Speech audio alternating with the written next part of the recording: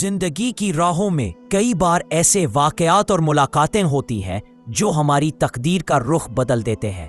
تقریباً 4000 سال پہلے بنی اسرائیل کی ایک بستی میں ایک نہایت نیک اور علم والے درویش رہتے تھے جو زبان سے گونگا اور ایک ٹانگ سے معذور تھا۔ کئی سال گزر چکے تھے جب ایک دن درویش کے دل میں خیال آیا کہ وہ اپنے دوست سے ملنے چلا جائے۔ چھوٹے گاؤں پڑتے تھے، وہ اپنی ہی سوچ میں گم چل رہا تھا کہ ایک اجنبی اس کے ساتھ چلنے لگا۔ اجنبی نے اپنا نام قابض بتایا، جو درویش کو کچھ عجیب لگا، مگر اس نے اس بارے میں زیادہ سوال نہیں کیے۔ جب وہ دونوں ایک گاؤں پہنچے تو اجنبی نے کہا کہ اسے وہاں کچھ پیغام دینا ہے اور وہ بعد میں ملے گا۔ چند دیر بعد گاؤں میں آگ لگ گئی۔ اگلے دن جب وہ آگے بڑھے تو اجنبی پھر گیا اور گاؤں میں ایک شخص مارا گیا تھا۔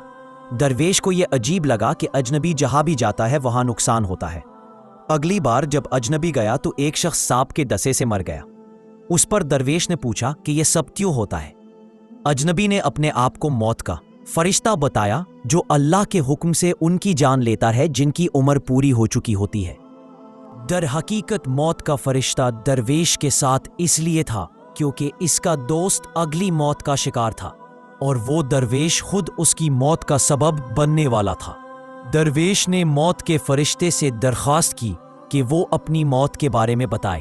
موت کے فرشتے نے کہا کہ اس کی موت 1 مہینے بعد ایک دوسرے ملک میں پھانسی کی سزا کی صورت میں ہوگی اور وہ اسے خوشی خوشی قبول کرے گا۔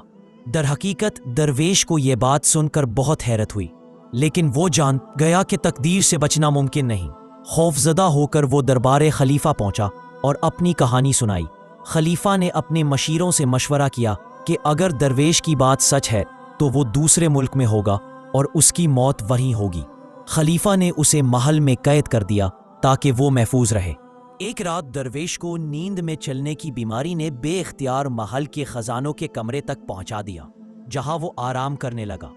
اگلی صبح اسے محل کے محافظوں نے پکڑ لیا اور خلیفہ کے سامنے پیش کیا گیا۔ خلیفہ نے اسے سزا سنائی کہ اسے پھانسی دی جائے گی۔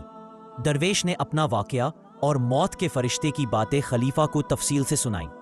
خلیفہ نے دوسرے ملک سے تصدیق طلب کی جو درست ثابت ہوئی۔ مشیروں نے مشورہ دیا کہ درویش کو پھانسی کے لیے کچا دھاگا استعمال کیا جائے تاکہ جان بچائی جا سکے۔ درویش نے خوشی خوشی پھانسی قبول کی۔ جیسے ہی دھاگا ٹوٹا، درویش کا گلا کٹ گیا اور وہ زندگی کی بازی ہار گیا۔ کہانی ہمیں سکھاتی ہے کہ چاہے ہم جتنا بھی کوشش کریں، تقدیر کے فیصلے سے کوئی بچ نہیں سکتا۔ زندگی کے راز اللہ کے ہاتھ میں ہے اور صرف دعا سے تقدیر میں بہتری آ سکتی ہے۔ اس دنیا میں ہر چیز مقرر ہے اور ہمیں اپنے رب کی رحمت پر بھروسہ رکھنا